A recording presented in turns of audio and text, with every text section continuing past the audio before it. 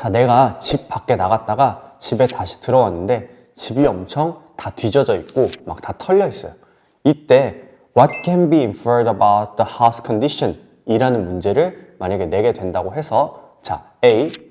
집에 도둑이 들었다. B. 집에 친구가 왔다 갔다. C. 지진이 났다. D. 그리고 내 집안에 있는 물건들이 스스로 알아서 움직였다. 이 4개 중에서 과연 정답은 뭘까요?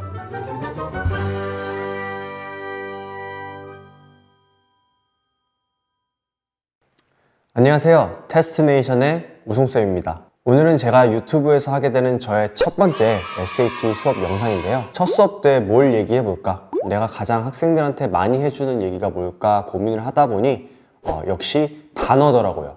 그래서 오늘은 좀 단어에 대해서 얘기를 나눠보려고 합니다. 일단 단어에 대해서 저희가 본격적으로 얘기를 나누기 전에 제가 6개의 단어를 딱 5초간 보여드릴 건데요. 본인이 이 단어를 정확히 알고 있는지 한번 셀프 테스트 해보는 시간을 가지도록 할 거예요. 자, 그럼 시작할게요.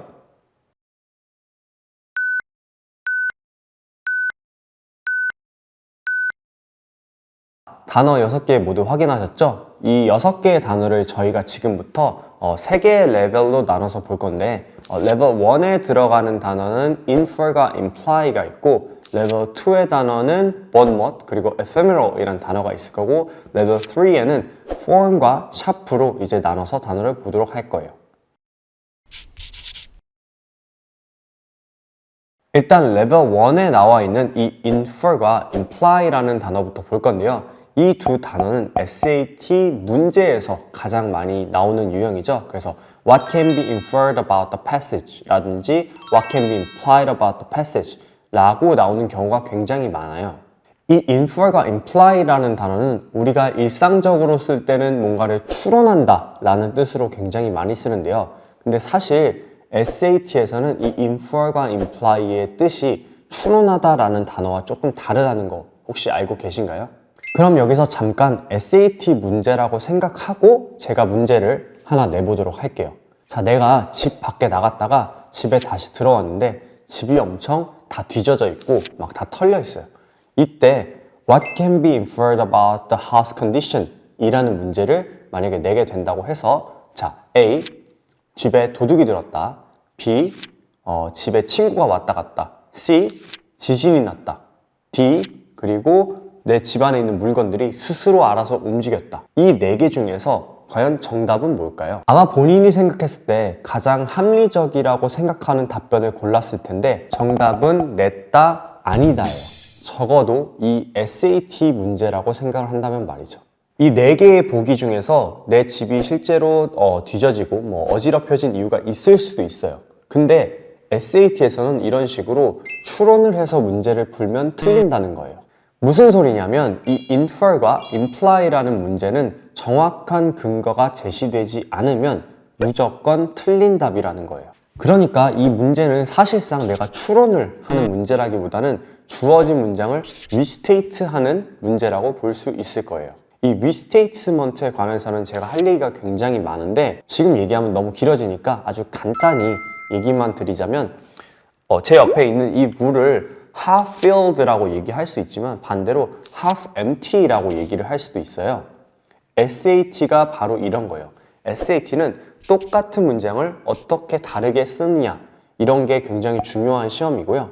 내 집이 막 뒤져지고 털린 이유가 SAT 문제라고 나왔다고 치면 나는 예를 들어서 이 지역이 지진이 많이 나는 지역이라든지 또는 내가 범인이 들어가는 CCTV를 봤다든지 이런 정확한 근거가 제시되어야만 정답을 고를 수가 있어요.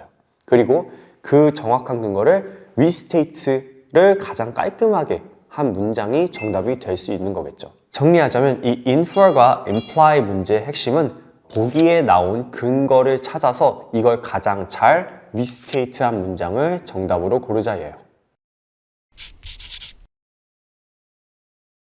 자, 다음은 이제 레벨 2의 단어를 볼 건데 첫 번째 단어 but what 그리고 두 번째 ephemeral 이라는 단어가 있어요. 사실 이 레벨 2에 나오는 단어들은 굉장히 익숙하지도 않은 아카데믹 워즈라고 해서 우리가 보게 되는 SAT나 GRE 같은 아카데믹한 텍스트에만 나오는 단어들이에요. 이러한 단어는 사실 모를 수도 있죠. 뭐 아까 나왔던 one month, 이 단어는 사실 저도 처음 문제 풀 때 몰랐던 단어고, ephemeral, 이 단어도 사실 익숙하지 않은 학생들이 굉장히 많을 거라고 생각을 해요. 이러한 레벨 2에 해당하는 단어들이 또 특히 어려운 이유가, 이 단어들은 문맥상으로 추론을 해서 뭔가 의미를 파악하기도 굉장히 힘들어요. 그렇기 때문에 이 단어를 해결하려면 사실상 정확히 그 단어의 뜻을 암기하는 방법밖에는 없어요. 그렇기 때문에 이 레벨 2에 해당하는 단어에 대해서 제가 줄 수 있는 해결책은 사실 여러분들에게 단어를 외우는 방법을 알려드리는 거라고 생각을 해요. 이 단어에 대한 암기법은 굉장히 다양한데 저희 테스트네이션에는 이 RWS라는 단어 학습 방법을 이용하고 있어요. 근데 제가 지금 이 RWS 학습 방법을 처음부터 끝까지 다 설명드리려면 너무 길고 오래 걸릴 수 있기 때문에 제가 상단에 링크를 띄워드리고 댓글에도 이 링크를 남겨드릴 테니까 꼭 가서 한번 해보시는 걸 추천드립니다. 자, 마지막으로 레벨 3에 해당하는 단어들을 볼 건데요. 레벨 3에는 아까 봤던 form 그리고 sharp라는 단어가 있을 거예요. 어떤 학생들은 이 단어를 보고 이게 왜 레벨 3의 단어냐, 레벨 2보다 쉬운 것 같다라고 생각을 하는 학생들이 있을 텐데요. 그렇기 때문에 이 레벨 3에 해당하는 단어가 굉장히 어려운 단어인 거예요. 아까 봤던 레벨 2에 해당하는 그런 어려운 단어들은 아까 얘기했던 아카데믹 워즈라고 하죠. 이런 아카데믹 월드들은 사실 내가 단어 뜻을 알고 외우기만 했으면 문장에서 얘를 해석하는데 크게 문제가 없어요. 근데 이 레벨 3에 해당하는 단어들은 내가 분명 알고 있는 단어임에도 불구하고 해석이 안 된다든지 문제를 틀리는 경우가 나올 수가 있어요. 근데 생각해보면 이 form이라는 단어가 만약에 문제로 나왔을 때 우리가 알고 있는 그 흔한 뜻인 뭐 형태나 모양의 뜻으로 나왔다고 생각하는 것 자체가 말이 안 되긴 해요. 예를 들면 이렇게 문제가 나왔는데 여기서 그냥 냅다 C, 스트럭처를 골라버리면 이제 문제가 생긴다는 거죠. 내가 만약에 SAT 문제를 만드는 사람이라고 생각을 해보면 저는 절대 이 form이란 단어를 사용해서 문제를 만들 때 뭐 모양이나 형태 이런 걸로 문제를 만들지 않을 거예요. 그럼 이제 이 form이라는 단어가 이 문맥 내에서 갖는 primary meaning이 아닌 secondary meaning을 우리가 알 수 있어야 된다는 거예요. 근데 이거 알아내는 게 솔직히 쉽지는 않죠. 제가 예시로 문장을 하나 가지고 와봤는데 문장을 같이 함께 보면 이 두 번째 줄에 나와 있죠. 두 번째 줄에 보면 had he followed form 이라고 나와 있어요. 여기서 이 form은 아까 말한 대로 모양이나 형태가 아닌 첫 번째 줄에 나와 있는 tradition이라는 단어와 같은 뜻으로 쓰인 게 돼요. 따라서 이 문제의 정답은 아까 보기에서 봤던 B에 해당하는 custom이 정답이 되게 됩니다. 사실 이 사전을 보게 되면 form이 이 custom, 즉 tradition과 같은 뜻이 있다고 나와 있기는 해요. 뭐 네이버 사전을 보게 되면 8번 뜻으로 이게 나와 있고 옥스퍼드 같은 사전을 보면 무려 이게 9번 뜻으로 나와 있는 걸 확인할 수가 있습니다. 다음은 또 다른 레벨 3에 해당하는 단어인 sharp. 이 단어도 우리가 알고 있는 그냥 날카롭다 이런 단어의 뜻으로 문제에 제시가 되지 않았어요.